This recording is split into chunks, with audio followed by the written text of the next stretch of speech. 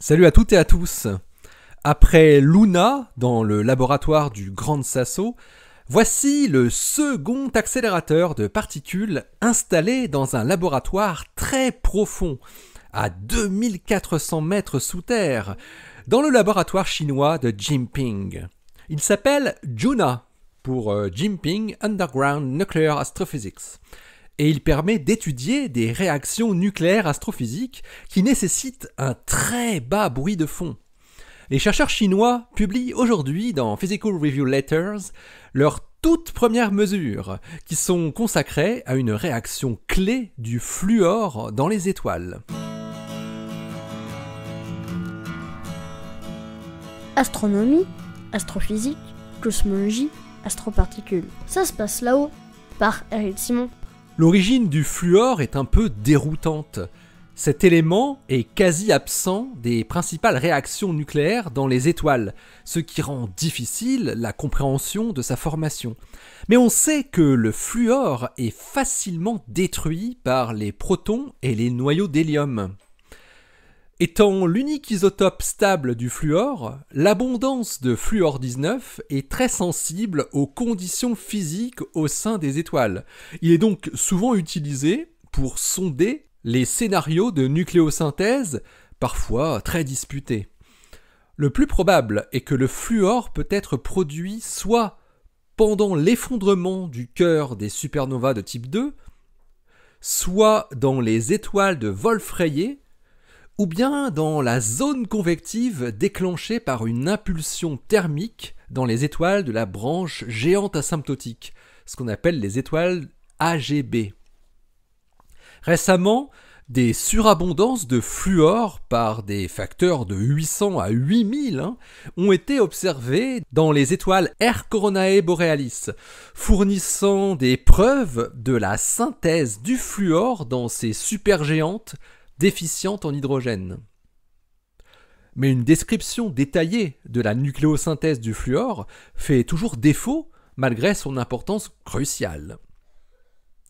Les principaux contributeurs au fluor galactique sont donc les étoiles AGB. La surabondance de fluor observée ne peuvent pas être expliquées par les modèles standards d'étoiles AGB. Un mélange supplémentaire est toujours nécessaire. Par exemple, les phénomènes de mélange profond dans les étoiles AGB peuvent modifier la composition isotopique de la couche externe de l'étoile du fait de la capture de protons à basse température. Dans ce cas, la principale réaction de destruction du fluor, une interaction d'un proton sur le fluor 19 qui donne de l'oxygène 16 et une particule alpha, peut modifier les abondances de fluor en surface.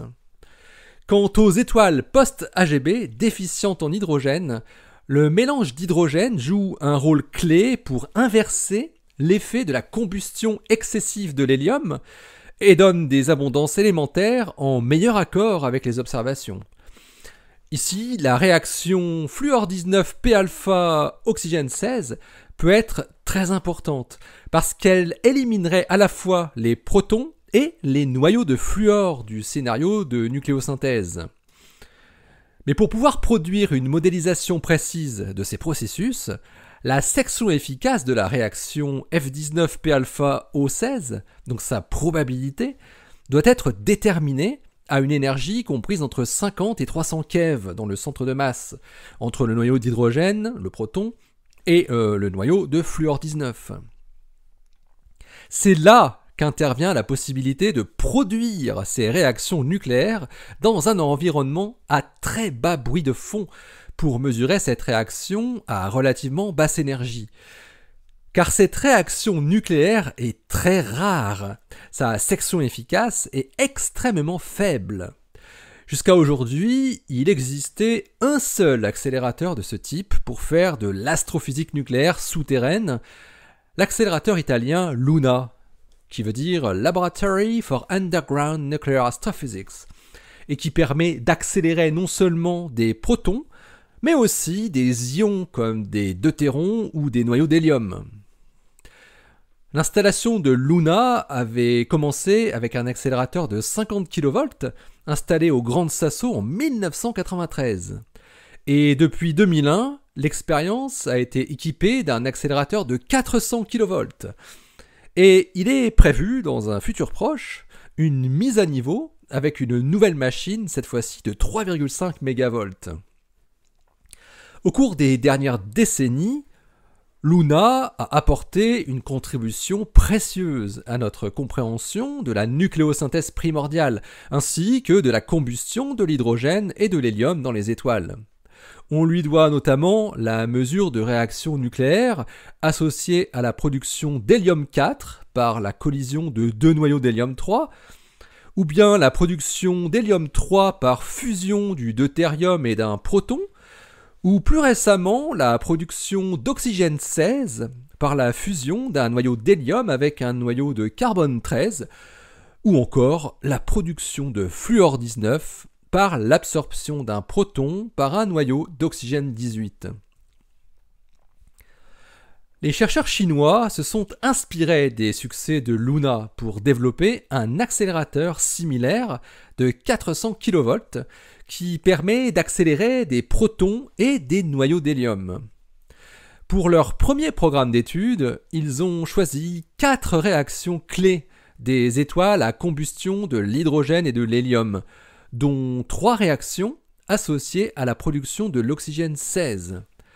Donc F19P alpha gamma oxygène 16, Mg25P gamma aluminium 26, carbone 13 alpha N oxygène 16 et carbone 12 alpha gamma oxygène 16. La mesure directe du taux de la réaction de destruction du fluor 19, créant un noyau d'oxygène, accompagné d'un noyau d'hélium 4, c'est-à-dire une particule alpha, et d'un photon, est obtenue en bombardant une cible de fluor avec des protons dont on connaît très précisément le flux, et en mesurant le nombre de photons gamma produits. La cible de fluor est une fine couche de fluorure de calcium, du CaF2, évaporée sur un support métallique et dont l'épaisseur fait à peine une fraction de micron. Li Zhang et ses collaborateurs ont choisi de commencer par la réaction sur le fluor du fait de son importance dans le cycle CNO des étoiles et parce qu'elle est encore très mal connue à basse énergie. Et la précision avec laquelle sa section efficace est estimée ne satisfait pas encore aux exigences du modèle.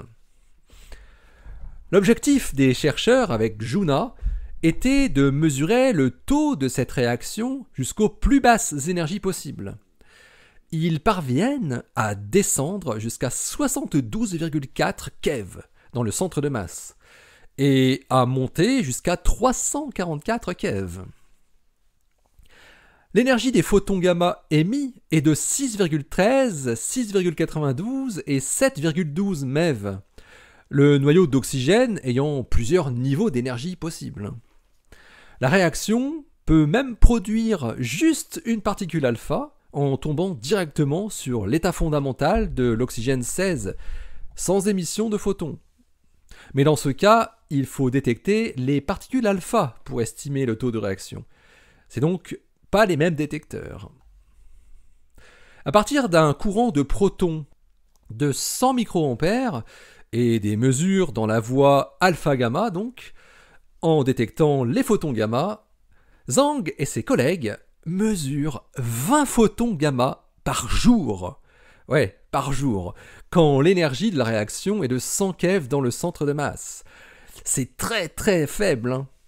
On comprend pourquoi ce type d'expérience ne peut être réalisé que dans un laboratoire souterrain protégé du rayonnement cosmique et entouré de roches très peu radioactives. En effet, au niveau de la mer, les rayons cosmiques ambiants produisent toujours des photons gamma de haute énergie que l'on peut mesurer à un taux d'environ 2000 par heure. Pour se protéger des rayons cosmiques, le laboratoire de Jinping est meilleur que le Grand Sasso par un facteur 100 sur le flux de muons grâce à 1000 mètres de profondeur en plus. Alors que le flux de rayons cosmiques au niveau de la mer est de 2 10 puissance -2 par cm² par seconde, Il tombe à 3,10 puissance moins 8 par centimètre carré par seconde dans le laboratoire du Grand Sasso et à 2,10 puissance moins 10 par centimètre carré et par seconde dans le labo de Jinping. Le flux de muons y est donc divisé par 100 millions. Le taux de comptage du fond gamma résiduel dans le labo de Jinping, à proximité de l'installation Juna, a ainsi été évalué à 2,10 puissance moins 6 coups par seconde sur la plage d'énergie comprise entre 3 et 8 MeV. Ça fait environ 0,2 coups par jour, soit 300 000 fois moins qu'à la surface de la mer. On voit que le flux de photons gamma ne suit pas complètement la baisse du flux de muons cosmiques, car il existe toujours une radioactivité des roches, même si elle est faible. Jinping a la chance d'être creusé dans une montagne dont les roches sont très peu radioactives. 10 fois moins que la moyenne pour le radon, 10 fois moins aussi pour le radium, et 200 fois moins pour le thorium. Alors, avec le comptage de photons obtenus dans la réaction, bombardant des protons sur du fluor, les chercheurs chinois en déduisent la section efficace de cette réaction transformant le fluor en oxygène.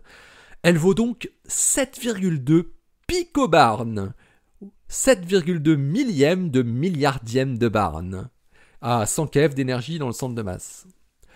Pour la première fois, les chercheurs chinois peuvent montrer un résultat avec une incertitude remarquable de seulement 10%.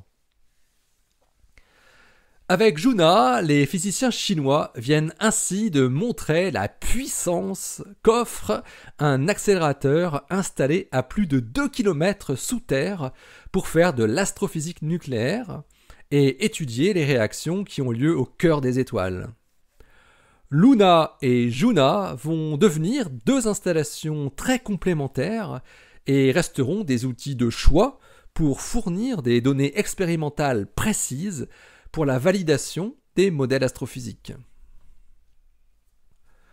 L'article de Li Zhang et ses collaborateurs est paru dans Physical Review Letters, le numéro 127, daté du 7 octobre 2021, et il porte le titre « Direct Measurement of the Astrophysical 19-Fluorine P-alpha-gamma-16 Oxygen Reaction in the Deepest Operational Underground Laboratory ».